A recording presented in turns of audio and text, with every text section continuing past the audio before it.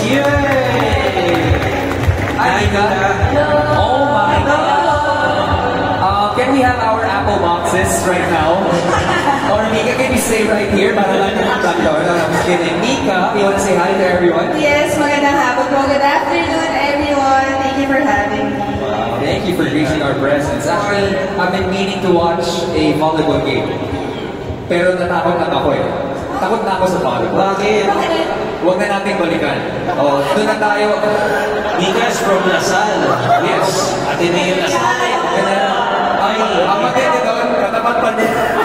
Same kami ng session. Yeah, okay. Hey, Mika! I will always, ay, naman wala na ako. I always see Mika in the gym. You know, I'm always there 3 to 4 times a year. So, Nagkikita pa kami, so 3 to 4 times. yeah, 3 to 4 times nagkita kami. But hey, how are you? I'm good, thank you. Actually, I'm just very happy to be here and sabi mo nga lagi tayo nagkita kasi nga nakikita ko si Robbie. Sabi ko mukhang nagpapalaki ng katawan niya si Robbie. Medyo malaki na kasi katawan ko ngayon. But tell me about nakikita kami dito. this big revelation of yours. Your enjoyment sa Yes. LG OLED TV. Yes, of course. I've been loving it so far. And with my LG OLED P5, it really hits different kasi sobrang linaw, ang ganda ng colors, and even the fast scenes, fast movements, it looks super smooth.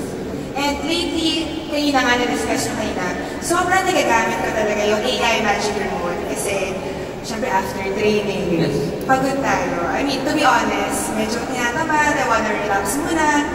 And I just, pag ginagamit ko yung AI Magic Remote, I just point, scroll, and say what I want, and then, okay na. I go, okay. Yeah, sobrang relax na ako. It's so convenient. Yes. So yun yung click lang. That's the whole experience of the AI Magic Remote. Kasi nga, yun nga, pagod ka na, eh di ba nakakatamad mag left, right sa mga letters? Yes. No, isa-isa na. Oo, doon sa digital keypad. So, point click, like what you said, it's faster and smarter than typing at the search bar. Diba? Yes, of course. And when I'm not in training naman, I use the multi-view feature. It helps me a lot kasi syempre sometimes I multitask na pag nasa house na ako, I can stream on my phone and I can still watch my favorite anime series. If you're familiar, do you know Black Clover? Oh my gosh! Yes. I'm a big anime fan. So, yes. Yun yung parang downtime ko after practice, after playing volleyball. So, I always watch anime. So, I can stream on my phone and I can still watch on the other side and all in one screen.